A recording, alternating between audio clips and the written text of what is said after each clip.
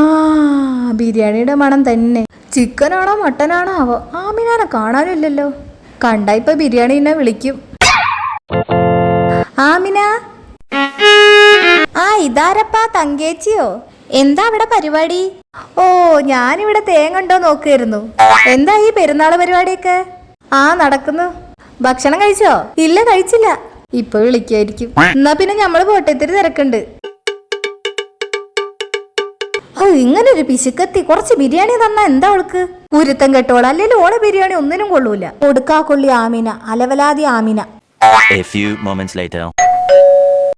ആ പിന്നെ ഇത് കുറച്ച് പത്തിരി ഇറച്ചിയാ. ബിരിയാണി ഇപ്പൊ ദമ്മിട്ടേ ഉള്ളു, വൈകിട്ട് തരാം. ആ മതി മതി. ആ ശരി. എന്ത് നല്ലൊരു കുട്ടിയാ ഇവൾ. എന്റെ അയൽക്കാരിയായത് എന്റെ ഭാഗ്യം.